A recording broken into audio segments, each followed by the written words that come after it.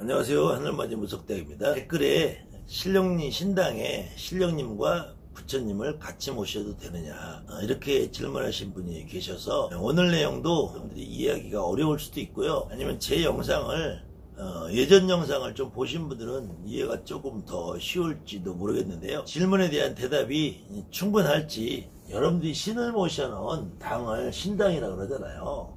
분명히 신당이라고 표현을 해요. 근데 이제 신당을 많은 분들이 이렇게는 여러분들이 얘기를 들어보셨을 거예요. 많은 분들이 소당이다, 중당이다, 육당이다 이렇게 들어보셨을 거예요. 그런데 이 소당, 중당, 육당을만 논하면은 절대로 여러분들이 신에 대한 이해를 잘 못하세요. 그때 이 소신이 있고 중신이 있고 육신이 있다. 이 소당, 중당, 육당을 구분하는 거는 우리 여러분이나 나나 편의상 구분을 하는 거지, 이렇게 정확하게 소신, 중신, 육신을 이렇게 앉아있다라고 이해하는 것도 이건 위험한 생각이고요. 다만 우리가 소신으로 분류를 했을 경우에, 소신이라는 개념은 어떤 개념이냐면은 말 그대로 소자라는 거는 군문서나 무속인들이 쓰는 용어에 소자라는 말이 많이 써요. 이 소자라는 거의 개념부터 이해를 하셔야 되는데, 이 소라는 거는 첫째로 하얗다, 깨끗하다, 하얗다, 깨끗하다는 의미인데, 일상생활에 쓰는 용어가 소복이라, 소복이라는 건 하얀 옷을 얘기해요. 그렇다고 이 소복을 우리 불사님들을 소복이라고는 안 해요. 근데 보통 상청에서 입는 옷을 소복이라고 그래요. 그 다음에는 우리 민족이 백이민족이라고 그러잖아요. 백이민족이라고 그래서 어떤 분이 돌아가시면 우리 민족의 뿌리를 찾는 의미에서 소복을 입는 것이, 소복이라는 것이 초상났을 때 입는 옷은 아니라는 거예요. 그 다음에는 이 소백분이라는 건 하얀 가루, 밀가루를 소백분이라고 그러죠. 그 다음에 다른 말로는 원소라고 그래요. 원소라는 거는 아주 근본적인 물질이라 그래요. 근본적인 물질. 그래서 이 소신이라고 할 때 이 하얗다라는 거는 하얗다, 깨끗하다는 의미도 있지만 근본적인 신이다 그래서 우리가 말하는 원신이다 그래요. 원신. 다른 말로 자연신이다 그래요.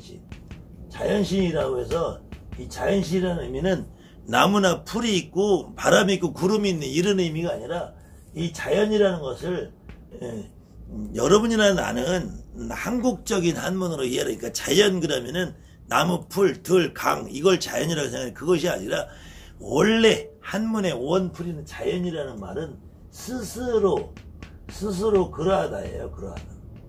스스로 그러하기 때문에 원래부터 존재했다. 기독교식으로 하면은 하나님이 태초에 있었다. 이 도교식으로 얘기하면은 원시천존이에요. 원시천존이고, 이 천존이라는 의미를 이걸 다시 천신이라고 이해를 했을 때, 그냥 막연하게 하늘의 신, 원래부터 있는 신, 우리 사람족은 조상님이 아니라 그냥 원래부터 있는 신, 바람신, 구름신, 비신, 물신, 해신, 태양신, 일월성신, 그래서 천지신명이라는 말이, 그래서 이걸 천지신명이래요. 천지신명이라고 한단 말이에요. 이 천지신명에 해당되는 이 천지신명이 인간의 개념으로 다가왔을 때, 인격적인 모습으로 다가왔을 때, 그것을 통상 우리가 일월성신한 말이에요.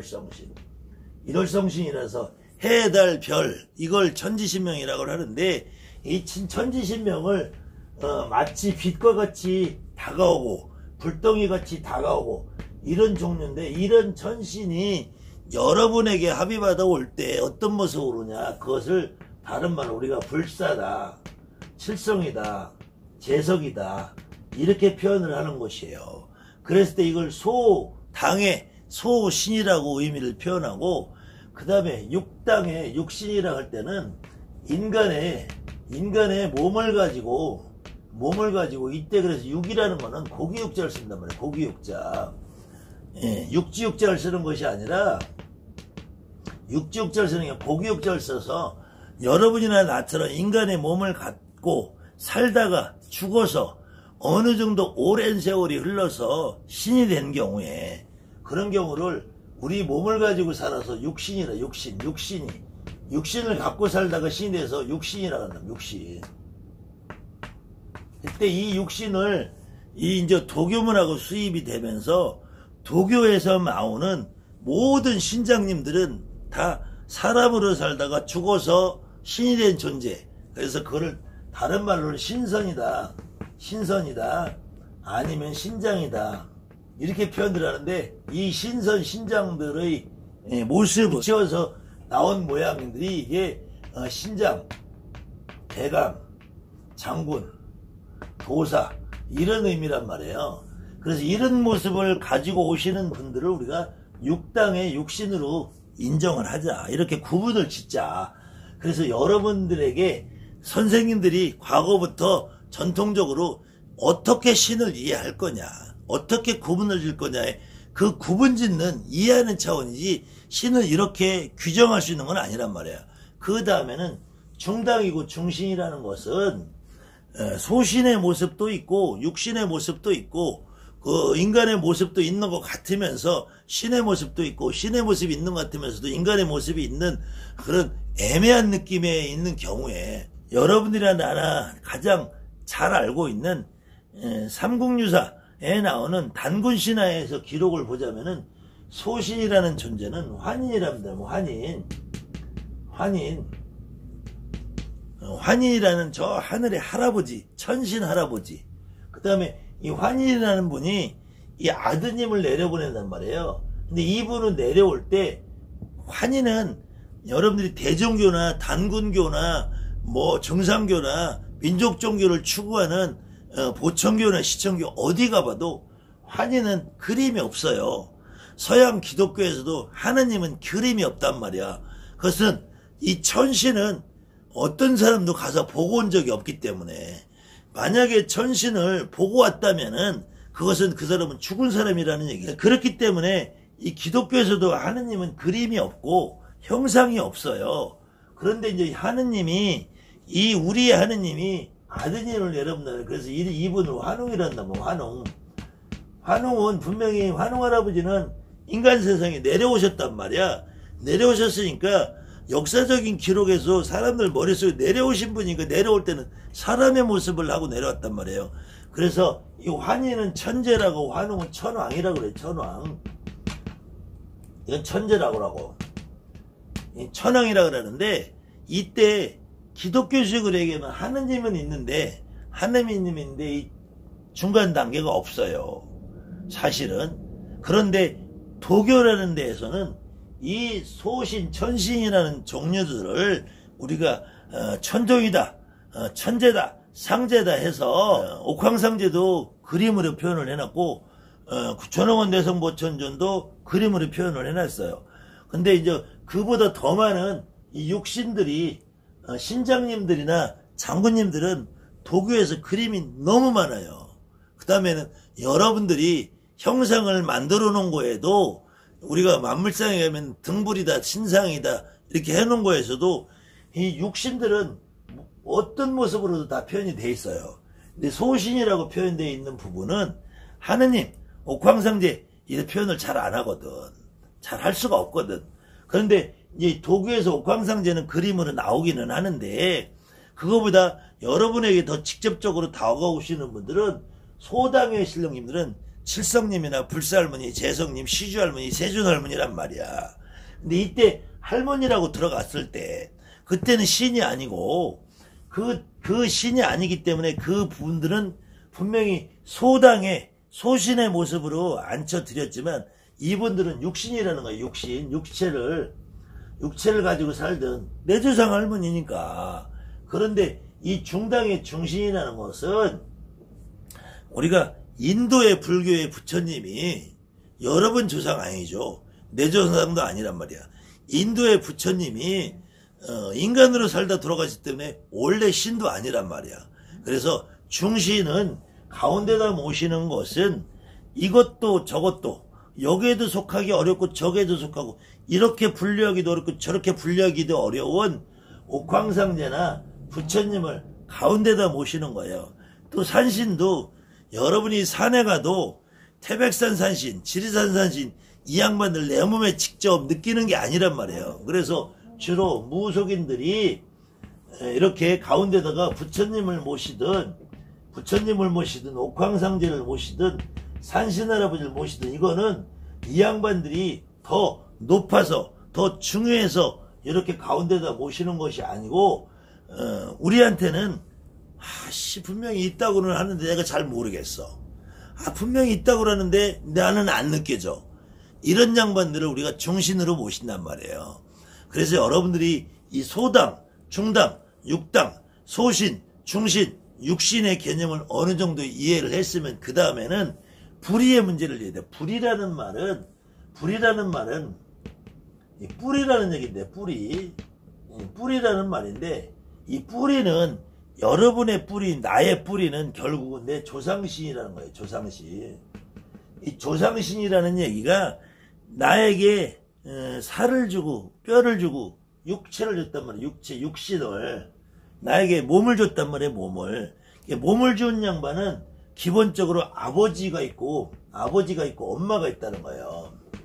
근데 아버지는 나에게 구체적으로 얘기하면은 아버지는 나에게 정신을 준단 말이에요. 정신. 성을 주고 본을 준단 말이에요. 성씨 본을 준단 말이에요. 근데 어머니는 직접 뱃속에서 아버지의 기운을 받아서, 물론 거기에는 일부 형체가 있는 아버지의 정자가 어머니의 난자와 만나서 나라는 하나의 인간을 만들지만 이 아버지의 정자라는 것은 아주 미미하단 말이에요. 그랬을 때 어머니가 나에게 직접 탯줄을 통해서 영양분을 공급해서 나라는 하나의 몸을 만들어주잖아요. 몸을 만들어주니까 어머니 쪽 조상님을 우리가 육불이라고 한다. 우리 몸뚱아리를 만들게 해준 불이다. 아버지 쪽 조상님을 나에게 정신과 하늘의 기운을, 나에게 인간 우주의 기운을 주게 했다. 나에게 그래서 이 소불이라, 소불이. 그 아버지 쪽 조상님을 소불이라고 하고 어머니 쪽 조상님을 육불이라고 하는데, 이때 주로 우리가 이렇게 소당, 중당, 육당을 구분을 했을 경우에 아버지 쪽 조상님을 위주로 소당에 앉힌다. 어머니 쪽 조상님을 위주로 육당에 앉힌다. 그런데 이게 내용이 복잡해지면은, 그래서 아버지 쪽 조상님을 소당에 앉히고 어머니 쪽 조상님을 육당에다 앉히는데, 이 어머니 쪽 조상님을 육당에 앉히는데, 아버지 쪽 조상님 중에서도 또 아버지를 또 만든 아버지 어머니가 있죠. 우리가 그걸 할머니 할아버지라는데, 그럼 아버지 쪽 소당에 앉은 아버지 쪽 조상님도 소불이가 있고 육불이가 있다는 거예요. 그래서 어머니 쪽 조상님도 소불이가 있고 육불이가 있다는 얘기야. 그래서 아버지 쪽의 소불이를 친가 할아버지, 그 다음에 아버지 쪽 조상님의 육불이를 할머니라고 그래요. 할머니. 그 다음에 어머니 쪽 조상님의 할아버지를 소불이, 그러니까 외가의 할아버지, 외가의 또 외가란 말이에요. 외가의 엄마한테 엄마는 이거는 외할머니라고 그러고, 여기는 외할아버지라고, 여기는 친할머니라고 그러고 친할아버지라고 한단 말이에요. 그랬을 때 또 이 할아버지한테도 엄마가 있었을 것이고 아버지가 있었을 것이고, 할머니한테도 엄마가 있었을 것이고 아버지가 있었을 것이고, 또 외할아버지한테도 아버지가 있고 엄마가 있고, 외할머니한테도 아버지가 있고 엄마가 있을 것이란 말이에요. 그래서 이렇게 계속 내용이 복잡해지기 때문에 이 육불이에서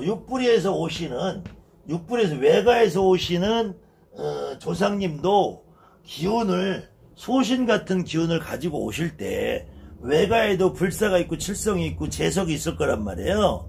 그럴 때 이 외가에서 오시든 친가에서 오시든 소신의 기운을 갖고 오시는 조상님 중에서 불사할머니, 칠성할머니, 재석할머니, 용궁할아버지, 이런 분들은 우리가 소당에다 우리 조상님을 합의를 받자.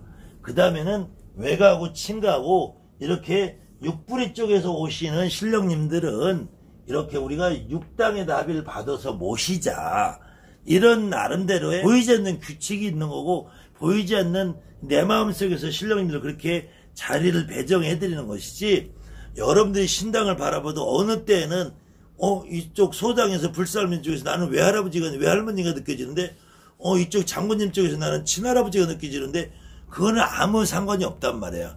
다만 지금 이분의 질문의 내용에서 가운데다가 부처님을 모셔도 되느냐 안 되느냐, 이 얘기는 부처님이 높아서가 아니로 부처님은 저 인도에서 오신 분이 나하고 뭔 상관이냐 이거야.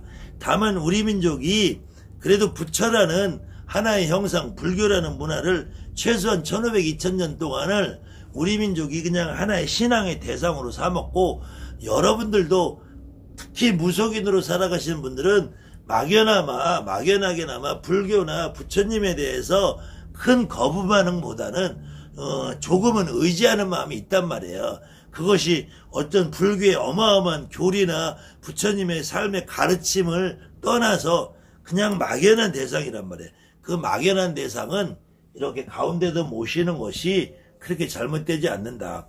다만 어떤 분들이 혹시 부처님을 모시면, 부처님을 함부로 모시면 눌린다, 잘못된다, 뒤집어진다, 이런 말을 하신 분이 있어서 그 말이 뇌리에 작용을 해서 걱정스러운 부분이라면은 그거는 여러분들이 선택을 하는 거예요. 나는 부처님을 모시면은 잘못된다는 선생님의 말이 찝찝하면 안 모시면 돼요. 근데 부처님 그거 가지고 모신다고 내가 뭔 상관이 있겠어. 하시는 분은 모셔도 돼요.